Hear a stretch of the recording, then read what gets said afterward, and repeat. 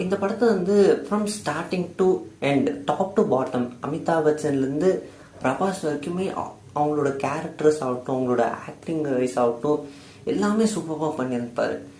இந்த படத்தில் வந்துருக்கிற ஒவ்வொரு சின்ன சின்ன கேரக்டர்ஸும் அவங்களோட கேரக்டர் ஆர்க்கோடு தான் அவ்வளோ சூப்பராக வந்து அலைன் பண்ணி நீட்டாக எக்ஸிக்யூட் பண்ணிருப்பாங்க. டேரக்டர் சைடில் வந்து இந்த ஸ்க்ரீன் பிளே ஆகட்டும், ஸ்டோரி ஆகட்டும், அந்த கேரக்டர்ஸ் பில்ட் பண்ண விதமாகட்டும், எல்லாமே சூப்பராக இருந்துச்சு. அவ்வளோ எக்ஸைட்டிங் ஆச்சு ஒவ்வொரு கேரக்டரும் ஸ்க்ரீனில் பார்க்குறப்போ. அந்த முக்கியம் வந்து கேமியோஸ் பற்றி சொல்லணும்னா படத்துக்கு வந்து அவ்வளோ இம்பார்ட்டன்ஸ் கொடுத்துருந்தாங்க. அந்த கதைக்கு அந்த ப்ளாட் ஏற்ற மாதிரி அந்த கேமியோஸ் வந்து நல்லா மூவி வந்து ஃபிட் பண்ணியிருந்தாங்க. எல்லா கேம்ஸுமே ஒரு நல்ல இம்பாக்ட் கொடுத்துருச்சு அப்படின்னு தான் சொல்லணும். பார்க்குற வந்து அவ்வளோ இம்பாக்ட்ஃபுல்லாக இருந்துச்சு. அண்ட் வந்து சந்தோஷ் நாராயணோட பேக்ரவுண்ட் ஸ்கோர் அண்ட் சாங்ஸும் சரி அவ்வளோ சூப்பராக பண்ணியிருந்தாங்க. தியேட்டர் விட்டு வெளியே வரும்போது அந்த மியூசிக் வந்து நம்மளால சென்ஸ் பண்ண முடியும், அவ்வளோ சூப்பராக கொடுத்துருந்தேன். பார்க்குற ஆடியன்ஸ்க்கு வந்து இன்னும் கொஞ்ச நேரம் இருந்திருக்கலாமோ அப்படின்னாலும் தோணும்.